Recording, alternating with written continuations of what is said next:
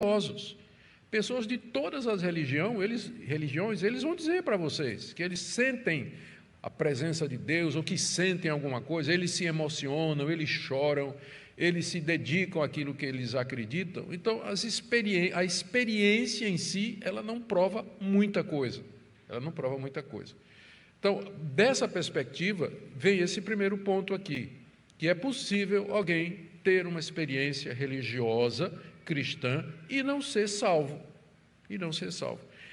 Veja aqui como o texto aqui está se referindo aos judeus que tinham se tornado cristãos, tinham escutado a pregação do Evangelho, através dos apóstolos e dos seus discípulos.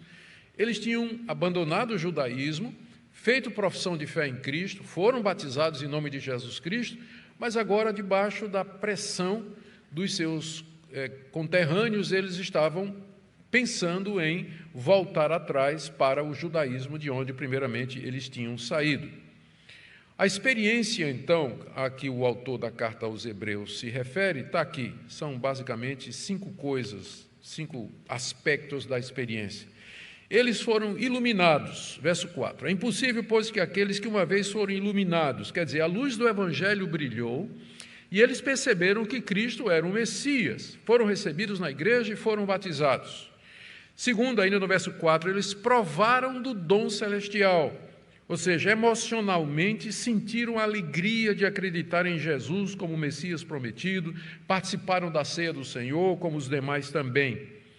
Se tornaram participantes do Espírito Santo no verso 4, talvez tiveram imposição de mãos, participaram das operações do Espírito Santo como despertamento, compreensão, entendimento. A gente tem que lembrar que o Espírito Santo, ele não atua somente salvadoramente, ele tem aquilo que a gente chama de as ações comuns do Espírito Santo sobre toda a humanidade. Então, no processo de condução de um pecador a Jesus, o Espírito toca, o Espírito desperta, ele cria um interesse. Então, são ações e operações do Espírito Santo, mesmo que a pessoa não seja convertida. Por isso, essa expressão aqui, que eles se tornaram participantes do Espírito Santo. No verso 5 diz que eles provaram a boa palavra de Deus, ouviram as pregações, talvez profecias naquela época, sentiram o efeito da palavra de Deus em suas vidas e até mudanças no comportamento. Como pastor há muitos anos, quase 40 décadas já pregando o Evangelho, 40 anos, perdão, não sou tão velho assim não, viu, pastor? Eu já vi muito disso. Pessoas, depois da pregação, chegarem e dizer, as pessoas que não são crentes, pastor, o reverendo, pastor, essa sua pregação, que coisa maravilhosa, eu nunca tinha pensado nessas coisas, é impressionante isso, parece que o senhor está lendo minha vida, que coisa maravilhosa. E teve efeito nenhum, a pessoa vai embora, vai para casa e continua a sua vida. Eu vi isso acontecer muitas vezes no meu ministério, não foi só uma vez não. Eles provam da boa palavra de Deus, sentem o efeito da palavra de Deus em sua vida, e alguns até resolvem se emendar, não é? Ouviram uma exortação, ficaram com medo e mudaram o comportamento de alguma coisa, mas não passa disso aí. E diz aí no verso 5 ainda, que eles provaram os poderes do mundo vindouro. Há um mundo que está se aproximando, é o mundo eterno do Senhor nosso Deus, é o reino de Cristo, onde nós teremos a perfeição e as virtudes na sua plenitude. Mas já aqui nesse mundo as pessoas experimentam um pouco de esperança, paz, alegria, sensação de comunhão com Deus. Ou seja, o que você tem aqui é uma descrição de experiências que pessoas podem ter no ambiente, à medida que eles entram no ambiente cristão, numa igreja evangélica, eles podem sentir todo esse tipo de coisa, mas eles não são convertidos. Não prova, não indica necessariamente que o coração deles foi mudado, não foi mudado. O resultado, então, é isso que eu chamo aqui no meu segundo ponto, não é? É que eles, num determinado momento, eles voltam atrás e renunciam a Cristo. Ou, para usar a linguagem aqui do autor da carta, no verso 6, caíram, logo no início. É impossível que aqueles que foram iluminados, provaram o dom celestial, se tornaram participantes do Espírito, provaram a palavra de Deus, os poderes da mundo vindouro e caíram. Ou seja, é possível alguém ter todo esse tipo de experiência e cair.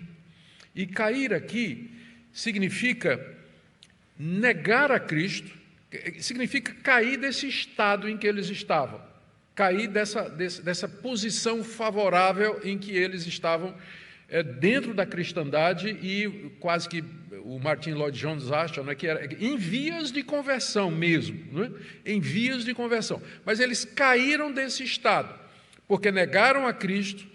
Talvez naquele tempo, a gente sabe disso por conta da literatura rabínica no século II, mas no século II o judaísmo exigia que tinha uma oração na sinagoga que dizia: maldito todo que for nazareno, maldito todo que for nazareno, e exigia dos que se convertessem ao cristianismo que dissessem que Cristo é maldito, para que pudesse ser reintegrado ao judaísmo. Então, talvez alguns desses fizeram exatamente isso, para voltar para a antiga religião. Eles negaram a Cristo, amaldiçoaram Cristo, dizendo que era maldito, e então voltaram para a religião. E, naturalmente, abandonaram a igreja e rejeitaram toda aquela experiência que tiveram. Portanto, mais uma vez, isso mostra que essa experiência, embora profunda, ela não tinha sido definitiva, ela não era final. Eles foram profundamente influenciados, mas não eram realmente convertidos, não eram realmente nascidos de novo. Vou dar uma ilustração aqui. Todo mundo conhece a história dos 12 espias que foram enviados por Josué para passear pela terra prometida, levantar a inteligência militar, colher informações e trazer para Josué para que ele liderasse o ataque ali nas nações que moravam em Canaã, a terra prometida. Os 12 espias, um de cada tribo, foram para a terra prometida. Entraram na terra prometida e viram de tudo. Comeram dos frutos, beberam da água maravilhosa, respiraram o ar da terra prometida e voltaram. E 10 deles disseram: não. Só 2 disseram: nós vamos. É a mesma coisa. Gente que entra na terra prometida, né, sente o cheiro, come do fruto, bebe da água, mas na hora do vamos ver diz não. 2 só que disseram: é de Deus isso aqui, vamos em frente que isso aqui é de Deus. É uma ilustração disso que o autor da carta aos Hebreus está dizendo aqui. Esse pessoal teve toda essa experiência, mas não vingou, não foi em frente. E, portanto, não está se referindo aqui a crente verdadeiro. Logo que eu me converti, eu não tinha a menor intenção de cursar teologia. Eu queria pregar o evangelho como leigo mesmo, não vi nenhum valor em teologia. Mas teve um pastor muito querido na minha época, isso aí estamos falando da década de 70, final da década de 70, ele era muito querido, muito popular aqui no Recife. E ele liderava movimentos de jovens, pregava em várias igrejas e tudo. E um dia ele me chamou, ele me convenceu. Ele disse: você precisa estudar teologia.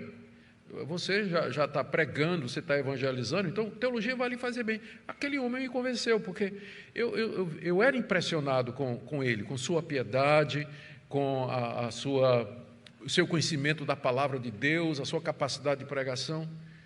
Eu entrei no seminário, não demorou muitos anos, ele largou a mulher com vários filhos, saiu, casou com outra, abandonou a fé e negou tudo que ele tinha pregado até aquele dia. Até o dia de hoje, ele está nessa situação. Então, é perfeito. Eu sei que vocês também, alguns de vocês, podem lembrar de casos assim, e conheceram casos assim, de pessoas que pareciam, né, deram toda a evidência, deram todos os sinais, mas no final era como um daqueles 10 espias que não queriam entrar, por fim, na terra prometida. Então, esse é meu segundo ponto. O primeiro ponto é que é possível alguém ter experiência religiosa profunda e não ser convertido. O meu segundo ponto, baseado no texto, é que algumas dessas pessoas, num determinado momento, voltam atrás renunciando a Cristo. Eu disse algumas, porque é possível isso acontecer e a pessoa continuar na igreja, que é o pior caso. Né? Os 2 casos são ruins, mas o menos ruim é quando a pessoa cai no coração, porque primeiro a queda é no coração, e aí ela vai embora. O ruim é quando ela cai e continua na igreja, né? E continua na igreja como um falso professo, um falso crente.